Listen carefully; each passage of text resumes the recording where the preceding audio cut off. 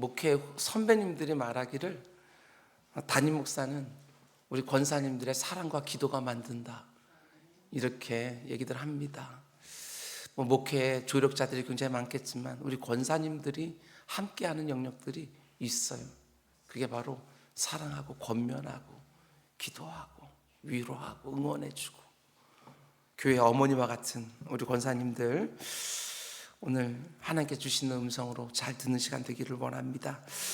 오늘 제목이 최근에 어려움에 처한 지체를 신방하신 적이 있습니까? 이런 제목인데, 나하고 친한 사람들끼리 모여서 밥 먹은 거 말고 어려움에 처한 지체, 최근에 내가 신방한 적이 있는가? 우리 권사님들 한번 스스로 생각해 보시기를 바랍니다. 지금 우리는 권사회 헌신 예배를 드리고 있는데, 이 예배가 끝나면 항존직 재교육이 있습니다. 오늘 우리가 함께 공부할 부분은 직분론이에요. 직분론. 교회 안에서 직분이라고 할 때 흔히 항존직과 임시직으로 나눌 수 있는데, 우리 교회의 경우에 장로, 권사, 안수집사, 여집사가 항존직에 해당되어지는 것이고, 매년 직분을 새롭게 받아야 되는 서리집사들이 임시직에 해당이 됩니다. 한번 직분을 받으면 은퇴할 때까지, 혹은 특별한 사유가 있을 때까지 그 직분이 지속되기 때문에 어떠한 교인을 항존직에 세워야 하는지 너무너무 중요한 것이지만, 이미 항존직으로 세움받은 분들에게 무엇보다 중요한 것은 그 직분에 대한 분명한 자기 이해입니다. 직분에 대한 이해. 장로는 어떤 사람이며 어떤 일을 해야 되는가, 권사는 어떤 사람이고 어떤 일을 해야 되는가, 분명한 자기 이해가 있어야 그 직분에 합당한 역할을 교회 안에서 할 수가 있는 것이지요. 우리 교회가 속한 백석 교단의 헌법을 보면 우리 교단뿐만 아니라 장로교 교단 헌법들은 대부분 비슷합니다. 제6장 42조에 권사의 직무를 가리켜 이렇게 말합니다. 권사는 교회의 택함을 받고 재직회의 일원이 되며 교역자를 도와 궁핍한 자와 환난당한 교우를 신방하고 위로하며 교회의 덕을 세우기 위해 힘을 쓴다. 어떻습니까? 우리 권사님들 이 직무 잘 감당하고 있습니까? 교역자를 도와서 궁핍한 자와 환난당한 교우를 신방하고 위로하며 교회의 덕을 세우기에 힘을 쓴다. 권사의 직분은 여러 가지로 말하는 것처럼 들려지지만 한마디로 딱 요약하면 신방입니다. 권사님들이 해야 되는 가장 중요한 직무가 바로 신방. 저는 권사의 직무를 성경 안에서 가장 잘 보여주는 본문으로 오늘 말씀이 가장 먼저 생각이 났습니다. 너희를 권면하노니 게으른 자들을 권계하여 마음이 약한 자들을 격려하고 힘이 없는 자들을 붙들어주며 모든 사람에 대하여 오래 참아야 된다. 영적으로 육적으로 게으른 자들을 신방에서 열심을 내도록 권면을 하고, 마음이 약한 자들을 신방에서 격려해주고, 힘이 없는 자들, 힘이 빠진 사람들을 찾아가서 붙들어주고, 아무리 찾아가서 권계하고 격려하고 붙들어줘도 조금도 안 변하는 것 같이 보이는 지체들도 오래 참으면서 또 신방하고. 권사의 역할이 참 많이 있지만 그 무엇보다도 신방의 열심인 우리 권사님도 다 될 수 있기를 주님의 이름으로 권면을 드립니다. 먼저 이 부분부터 생각해 하려고 하는데, 여러분, 성경이 말하는 이 죄에는 크게 두 가지 종류가 있습니다. 하나는 자기적인 죄, 또 하나는 부자기적인 죄. 자기적인 죄라는 것은 내가 죄인 줄 알아요. 근데 그 일을 해요. 하나님이 하지 말라고 금했어요. 근데 그 일을 하는 거, 작위, 내 의지를 가지고 그 죄를 짓는 거예요. 영어로 말하면 sins of commission 이렇게 되어져 있습니다. 그런데 부자기적인 죄라는 게 있습니다. 혹은 생략의 죄라고 말하기도 하지요. 그래서 sins of omission, 생략하는 죄를 말하는 거예요. 남의 것을 훔치면 안 된다는 걸 압니다. 그런데 내 것으로 만들고 싶은 그 욕망에 도둑질을 하는 거예요. 다른 사람들 생명을 빼앗으면 안 된다는 거 압니다. 그런데 너무 분한 마음에 살인을 했어요. 그게 바로 자기적인 죄지요. 그만 일인 것인 줄 알면서도 의도적으로 짓는 죄. 근데 이 세상에는요, 이 자기적인 죄만 안 지으면 죄가 없는 사람이 됩니다. 세상 법정에서 아무런 문제가 되지를 않아요. 금한 것만 안 하면.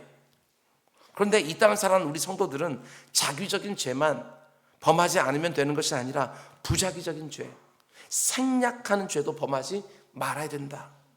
생략의 죄가 무엇입니까? 반드시 해야 되는 일이라는 걸 알면서도 그 일을 안 하는 것, 그게 바로 생략의 죄예요. 성도의 삶에 반드시 있어야 되는데 그게 빠져 있는 것도 하나님 앞에 죄가 되어지는 거예요. 오늘 본문을 보면 교회 안에 있는 어떤 지체가 악한 일을 하고 있는데 그걸 권면해서 바로 잡아주지 않거나, 영적으로 시험 들어서 영적 침체에 빠져 있는 지체를 보면서도, 육체에 질병이 들어서 아파하고 힘들어하는 지체를 보면서도 신방에서 위로하고 격려하지 않는 것, 그건 역시도 생략의 죄예요. 하지 말라는 걸 안 하는 것만 죄가 아닙니다. 해야 되는 것을 안 하는 것도 죄가 되어지는 거예요.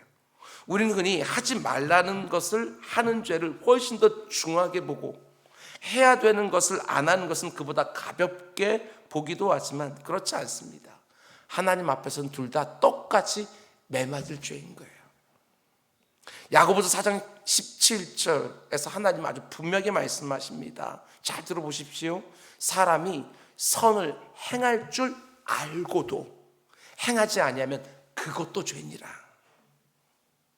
뭐가 하나님이 기뻐하시는 일인지를 알면서도, 내가 이 직분을 가지고 어떻게 해야 되는지를 알면서도 그걸 하지 않는 것도 생략의 죄다, 이렇게 말하는 것이지요. 오늘 헌신 예배를 드리는 권사님들을 포함하여 특별히 항존직을 받은 모든 분들은 잘 들으셔야 됩니다. 하나님이 하지 말라고 하는 일을 하지 않는 그 정도 수준에 머물러 있어서는 절대로 안 됩니다. 하지 말라고 하는 건 안 하고 있다고 해서 마치 아무런 문제도 없는 것처럼, 그렇지 않아요. 단지 성경이 하지 말라고 하는 율법들을 하지 않았다고 아무런 문제가 없는 것이 아니라 하나님이 나에게 분명히 요구하시는 어떤 일들을 반드시 행하는 자리까지 나아가셔야 된다. 제가 여러 번 말씀을 드렸지만 구약 성경에는 총 613개의 율법들이 있다고 말을 하지요. 근데 그 가운데 365개가 금지 명령, 뭐뭐 하지 마라. 그리고 248개가 긍정적인 명령, 이러저러한 것을 해라. 둘 다 똑같이 하나님의 명령이에요. 그런데 우린 단지 뭔가를 하지 않기만 하면 내가 신앙생활을 잘하고 있는 것처럼 생각할 때가 얼마나 많은지 몰라요. 그러나 하라는 것을 하지 않는 것도 너무 명백한 죄이다. 하지 말라는 율법이든 하라는 율법이든 모두가 하나님께서 우리에게 주신 법이지요. 그분의 법이에요. 미워하는 것도 죄지만 사랑하지 않는 것도 죄다.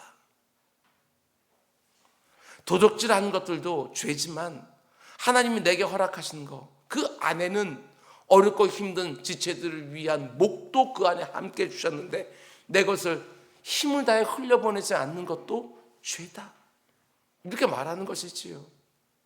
우리 남편들이 얼마나 어리석으면 그냥 나는 문제없는 남편이라고 생각을 하지요. 그러면서 부부싸움 할 때 내가 바람을 폈냐, 내가 외박을 했냐, 내가 월급 나오는 거 그거 안 갖다 준 적 있냐, 그런 것들을 안 했다고 해서 내가 죄가 없는 것이 아니라 그만큼 사랑했느냐, 그만큼 마음을 살폈느냐, 그만큼 정말 그 가정 가운데 속에서 마땅히 남편으로서 아버지로서 해야 될 일들을 안 한 것, 생략한 것, 그것도 똑같이 죄다, 이렇게 말하고 있는 것이지요. 이런 차원에서 오늘 말씀을 드리려고 합니다. 오늘날 참 많은 성도들이 그건 그 사람의 문제고 나만 잘하면 되지 이러면서 다른 사람의 삶에 관여하고 기여하는 것을 꺼려할 때가 얼마나 많은지 모릅니다. 그러나 오늘 본문은 그렇게 말하지 않습니다. 다른 지체들의 삶에 너 반드시 관여해야 된다. 그리고 그들의 삶에 기여해야 된다, 이렇게 말하고 있는 거예요. 항존직은 말할 것도 없지요. 교회 생활을 하면서 절대로 생략하지 말고 네가 반드시 해야 되는 일이 있다. 교회하는 지체들의 삶에 적극적으로 관여하며 그들의 필요를 채워야 된다, 이렇게 말하는 거예요. 우리 권사님들에게만 적용하게 되었으면 교회 헌법에 좀 전에 말씀드린 것처럼 권사의 직무 가운데 가장 중요한 것이 신방이라고 분명하게 명시되어 있는데 문제 만난 성도들을 신방하지 않는 것, 그것도 죄다, 이렇게 말하고 있는 것이지요. 권사로서 반드시 감당해야 되는 일인데 그걸 내 교회 생활 가운데 생략하고 있는 것, 물론 다른 모든 것들도 열심히 하고 있지요. 정말 너무 감사할 정도로 이곳저곳 수고하는 것 틀림이 없습니다. 그러나 그 무엇보다도 1번 직무가 바로 신방이다 라는 것이지요. 주님 앞에 섰을 때 신방하지 않고 다른 지체들 힘들고 어려울 때 그저 내 믿음 하나 딱 지키는 것으로 만족했다고 한다면 틀림없이 책망받을 거예요. 구체적으로 어떤 사람을 어떻게 신방해야 되느냐? 첫 번째로 우리가 교회 생활하면서 이런 분들을 만날 때가 있습니다. 사도 바울이 말하는 걸 보면 게으른 사람들을 찾아가서 신방하라고 말합니다. 14절, 또 형제들아 너희를 권면하노니 게으른 자들을 권계하며. 여기서 말하는 이 게으른 사람들은 단지 성품적으로 느슨하고 나태한 사람들을 말하는 게 아닙니다. 자기 자신에게 맡겨져 있는 역할이 분명히 있는데도 그 일을 안 하는 사람들, 그걸 가리켜서 게으른 사람들, 이렇게 말해요. 마땅히 해야 되는데 그 역할을 안 하는 사람들을 가리켜 게으르다, 이렇게 말하는 거예요. 교회의 한 지체로서 자기에게 주어져 있는 의무가 분명히 있는데도 불구하고 자신의 몫을 감당하지 않는 사람들, 혹은 마치 영적인 어린아이처럼 성장과 성숙이 제대로 이루어지지 않아서 언제나 내가 편한 거, 이것만 생각하지 다른 사람들의 수고와 피로를 보지 못하고 그들의 짐을 나눠지지 못하는 것, 그런 사람들을 가리켜서 게으른 자들, 이렇게 말하는 거예요. 근데 그런 사람들을 찾아가서 어떻게 하라고 말합니까? 권계해라. 권면하고 훈계해서 돌이킬 수 있도록 네가 도와줘라, 이렇게 말하고 있는 거예요. 물론 교회 안에서 한 지체가 다른 지체에게 권계하는 일이 결코 쉬운 일은 아닙니다. 그러나 정말 필요하다고 생각될 때에는 권계해야지요. 정직하고 따끔한 말을 해줘야 되는 거예요. 우리 한번 다들 자녀들이 이제 다들 장성하고 우리 신임, 우리 권사님들도 자녀들이 어느 정도 다 장성했을 생각되었었는데, 여러분 자녀들이 뭔가 잘못하고 있으면 그거 그냥 지켜만 봅니까? 지켜보지 않고 어떤 식으로든지 관여하고 기여하려고 하잖아요. 내가 어머니니까 관여하고 기여하려고 하는데 물론 잘 안 되는 경우도 많이 있지요. 그러나 그냥 방치해놓지는 않아요. 어떤 식으로든 내 자녀의 삶에 기여하려고 해요. 교회라고 하는 영적인 가정 가운데 속에 그 사람이 내가 이런 말 하면 싫어하니까 그냥 해야 되는 말인데도 불구하고, 물론 지혜롭게 해야지요. 너무 충분히 기도하면서 말할 때에도 그 사람 마음이 다치지 않도록, 상하지 않도록 지혜롭게 잘 말을 해야죠. 몇 번씩 생각해 보면서, 그리고 연습도 하면서. 그러나 그 사람 삶에 아예 기여하지 않는 것, 그것을 가리켜 생략해 죄다, 이렇게 말하는 거예요. 우리 권사님들은 교회 어머니들이십니다. 그렇기 때문에 교인들을 바라보면서 나 혼자 신앙생활 잘하는 걸 충분하지 않아요. 영적인 자녀들이 잘 자라날 수 있도록 그들의 삶에 어떤 식으로든지 기여하고 관여하는 것, 그게 너무나도 필요한 것이지요.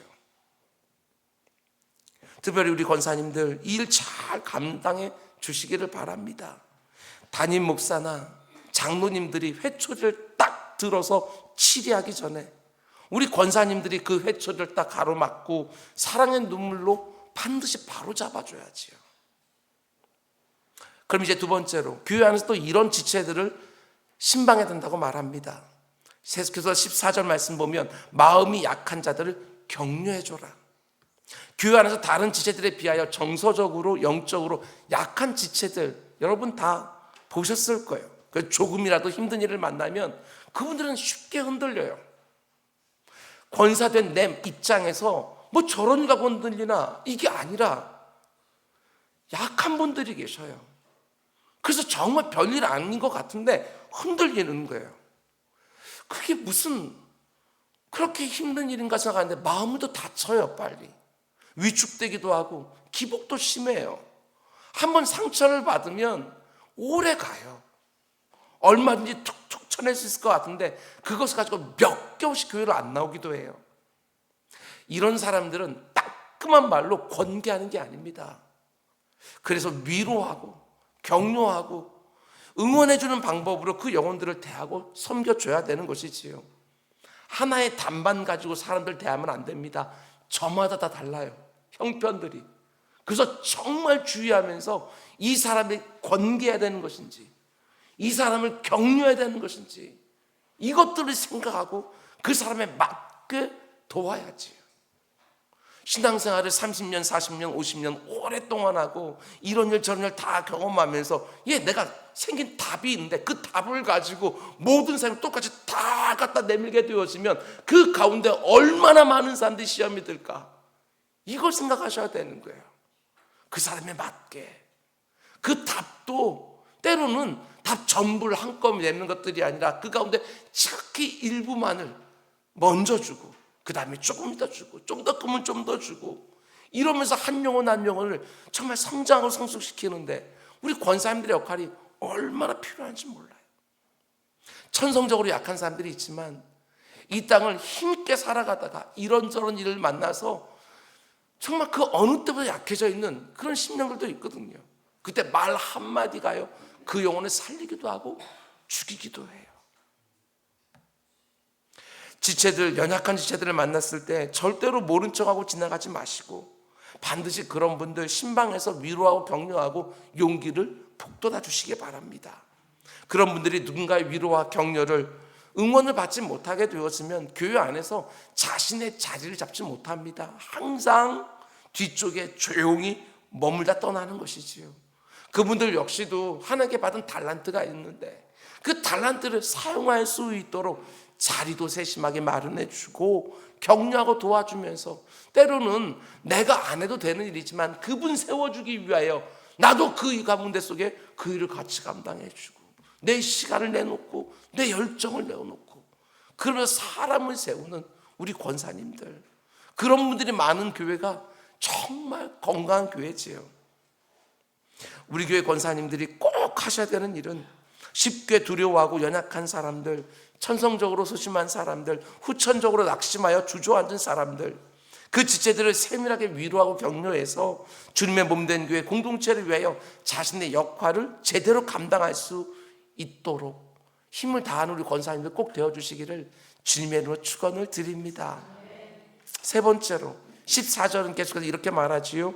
힘이 없는 자들을 붙들어주며. 교회 안에서 힘이 없는 자들, 연약한 자들을 보셨습니까? 그럼 우리 권사님들 그냥 보고만 있지 마시고 찾아가서 붙들어주라. 넘어지지 않도록.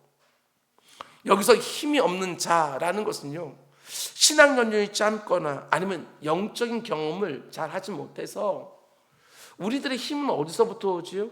오직 하나님께로부터 오잖아요.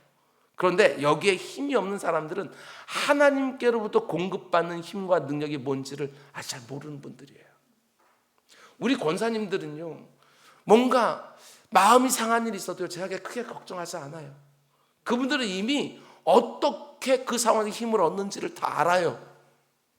누가 말하지 않아도요, 기도자를 쑥 들어와서 그 가운데 씨름해요. 내 마음이 상했을 때. 그리고 대부분은 스스로 다 치유도 되어져요. 그런데 아직까지 하나님께로부터 오는 힘과 능력이 뭔지를 경험하지 못한 분들이 있어요. 그럼 그런 분들은 찾아가서 붙들어주라는 거예요. 그게 권사의 역할이라고 말하는 것이지요.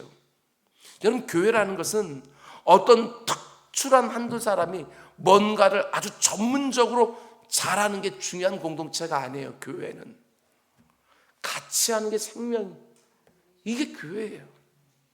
함께하고 함께 서는 것, 그 가치를 아는 것이 바로 교회이지요.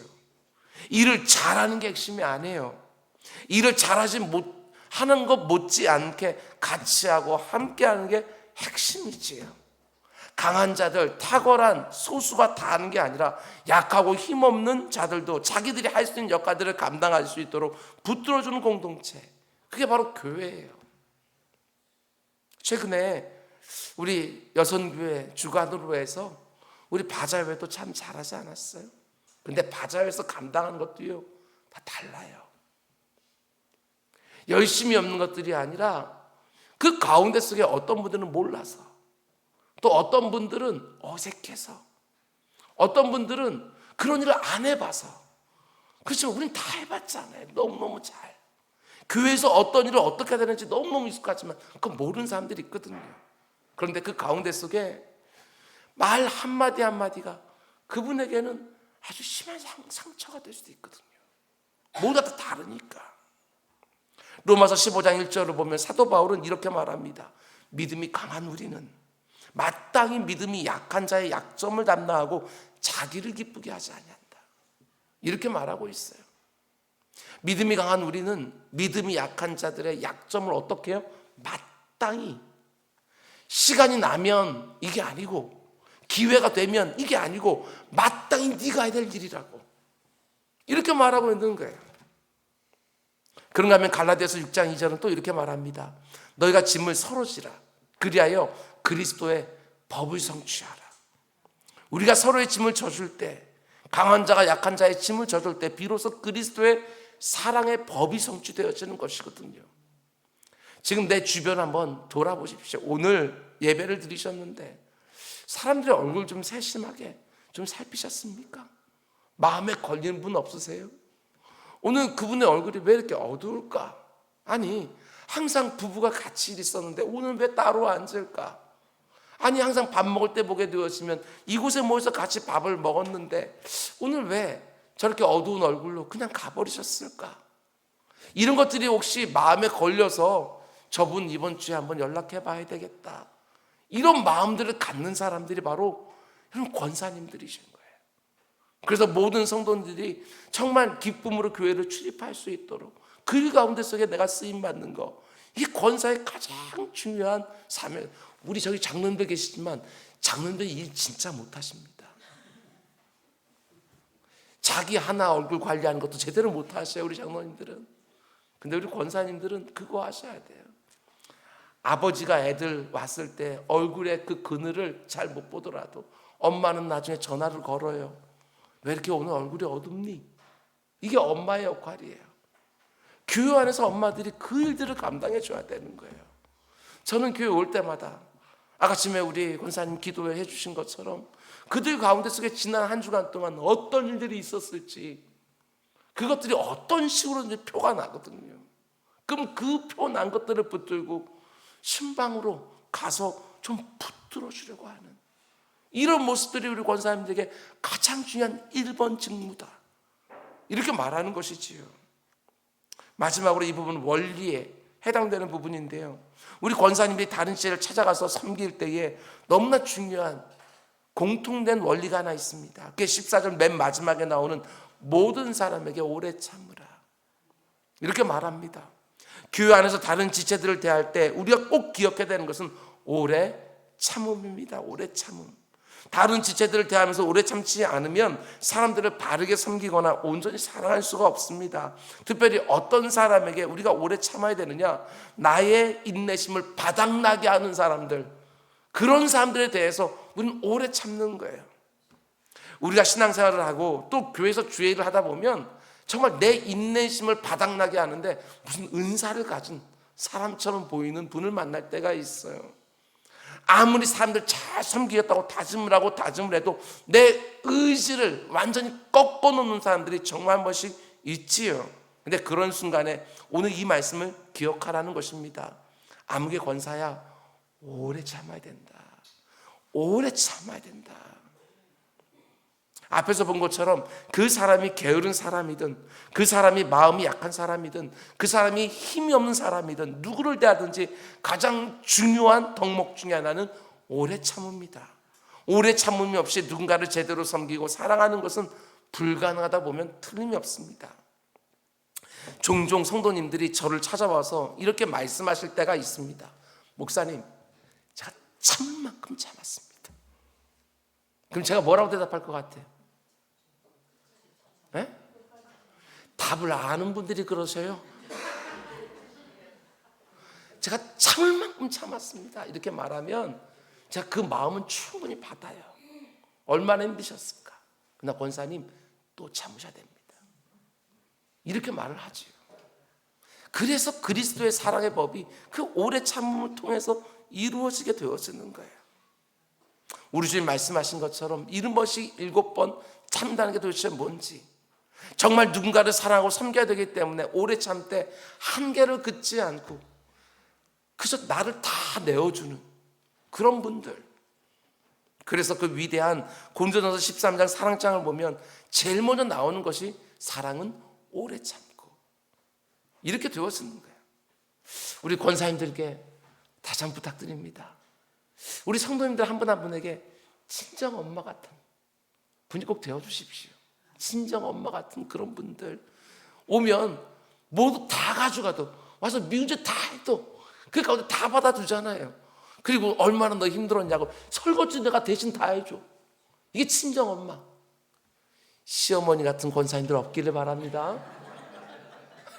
우리 친정 엄마 같은 그런 권사님들이 있을 때 우리 성도님들이 얼마나 교회에 오면 뭔가 이렇게 위로를 받고 힘이 되고 따뜻해지겠어요, 마음이.